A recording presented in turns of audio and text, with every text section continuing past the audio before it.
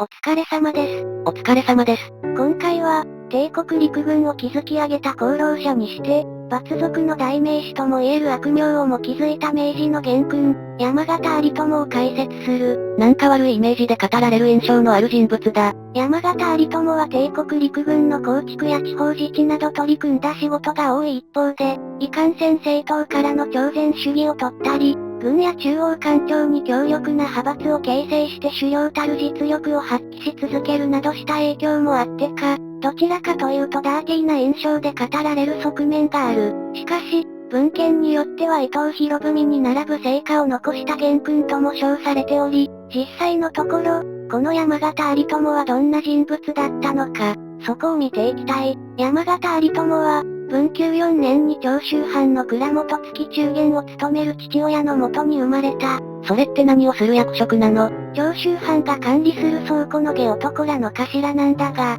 長州藩の中で位付けが高い身分ではなく、むしろ足軽以下の身分であるという指摘もある。山形有朋はどんな青年期を過ごしたのかな？父親と同じ下層の役人職について藩の仕事に従事したが、ちょうど長州藩が藩政改革を進めており、身分の垣根を越えての登用が浸透し始めた時期と重なり、山形有朋は懸命に槍術の稽古に励みながら栄達を目指したそうだ。長州だと松下村塾が有名だけど、そこには入らなかったの？入塾の勧誘を受けたそうなんだが、山形有朋は自身は文学の師ではないという理由を述べて勧誘を断ったそうだ。このあたりは、明治政府で重きをなすようになってからも、自身を一回の部弁と呼称して議会政治と距離を置き続けた様を彷彿とさせる。そうすると松下村塾には入らなかったの？いや、紆余曲折を経て入塾するに至るんだが、これには幕末らしい理由がある。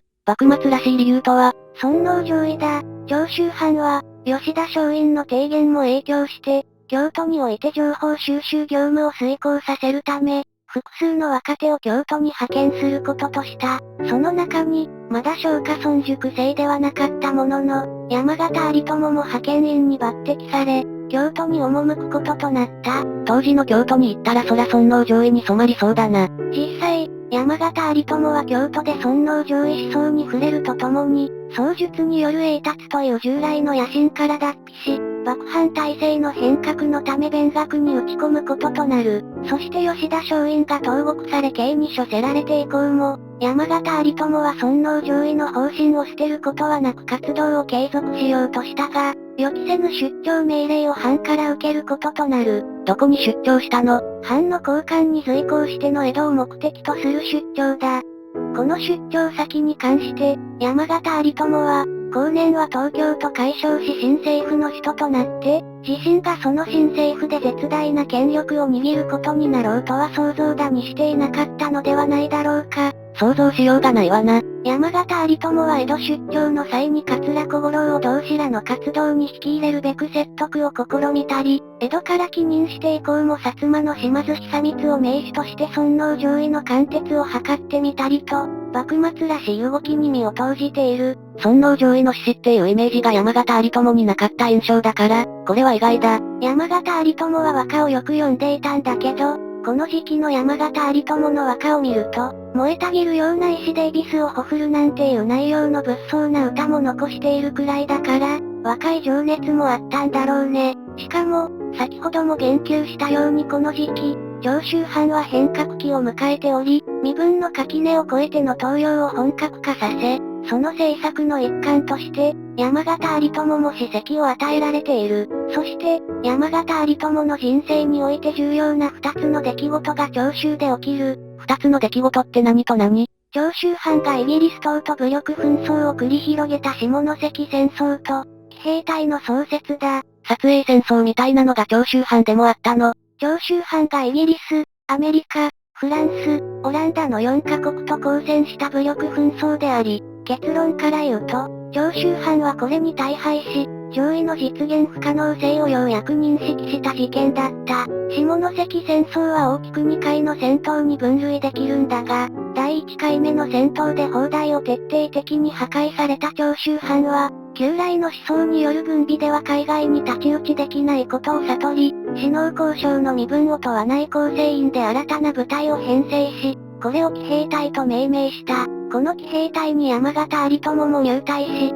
軍艦の地位についている。そして、下関戦争の山場である、4カ国連合艦隊による長州襲撃に際し、山形有朋は騎兵隊を率いて戦闘を交えた。山形有朋は4カ国に対して主戦派だったの。人生を通じてライバル関係となる伊藤博文なんかは、欧州留学から急ぎで帰国して4カ国と交戦する具を解くという懸命な動きをしているんだが、この時期の山形有朋はどちらかというと主戦派だった。そして、山形有朋はこの下関戦争で危うく命を落としかける。海戦で危険な目にあったのかな。海戦ではなく陸戦でなんだが、山形有朋は長州藩の陣営で保証のような形で待機中、水を飲もうと腰をかがめたところ、銃弾が山形有朋の背中をかすめて被弾したんだ。山形有朋の回想によれば、運よくかすり傷程度で済んだが、もしかがんでいなければ体を撃ち抜かれていたから、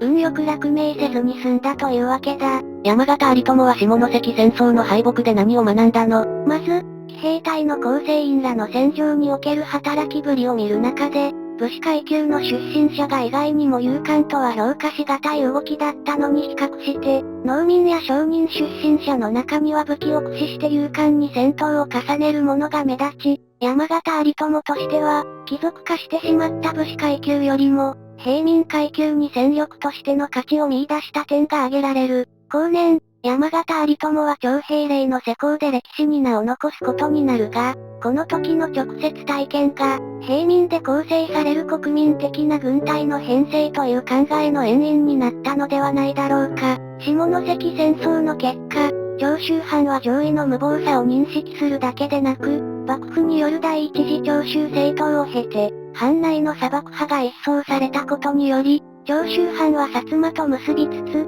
イギリスの支援を受けての討幕方針を明確にすることとなった。幕末の歴史ってほんとややこしいよね。そんな長州藩を幕府は放置するわけもなく、第二次長州征討を実行する。第二次長州征討で山形有朋はどんな活躍を見せたの？騎兵隊を率いて九州小倉で戦闘を重ねた。要衝の攻略に成功するなど武勲も挙げる一方、民心掌握に失敗して村の焼き討ちを行うなど、残忍な履歴も残している。第二次長州征討は幕府の失敗に終わり、山形有朋は再度京都に派遣され、薩摩藩との面々と薩長密約の準備を進める。薩摩藩の要人と会えたの？その頃には山形有朋も長州藩で重きをなし、また、人脈も出来上がりつつあったのか、薩摩藩の島津久光との面談も許され、同人から拳銃を授けられたそうだ。激しくなりつつあった討幕運動を横目に、江戸幕府の徳川慶喜は大政奉還を行うも、薩長両藩の策動は走行し、両藩は討幕の密着を得ることに成功した。しかし、この後に及んで、長州藩では即時出兵をすべきか否か決断をしかねていた。山形有朋はどんな意見だったの？一日も無駄にすべきではないという即時出兵論を張り、上層部がこれを採用しないと見るや、脱藩してまで討幕の戦争に身を投じるという考えまであったそうだ。堅実な後半生からは伺えないほどイケイケだったんだね。山形有朋にも若さがあったということなのだろうか。長州藩って結局出兵しなかったの？いや、山形有朋の強硬意見も作用したのか、最終的には出兵を決断するが、山形有朋率いる騎兵隊本隊は、なぜか当初の派遣部隊に加えてもらえなかったんだ。なので、有名な鳥羽伏見の戦いに山形有朋は参戦していない。戊辰戦争自体に参加できなかったの？いや、鳥羽伏見の戦い以降、ようやく騎兵隊本隊にも出陣の指示がおり、山形有朋は遺産で幕府軍と対決に臨む。前編はここまでだ。さて、山形有朋の解説の前編をしてきたが、大日本帝国陸軍の軍人を中心にした本チャンネルはこの度、メンバーシップを始めました。メンバーシップって何を得られるの？画面にあるバッジの使用、メンバー限定の動画が視聴できるなどの特典があります。詳しくは画面下の概要欄にあるメンバーになるというボタンを押しますと詳しい紹介動画を見ることができます。ちなみにボタンを押してもすぐメンバーに申し込むことにはならず、紹介動画が流れるのみですのでご安心ください。また、概要欄の URL をクリックしても紹介動画を見ることができます。ここまで見てくれた人、ありがとう。秋田号を引き続きよろしくお願いいたします。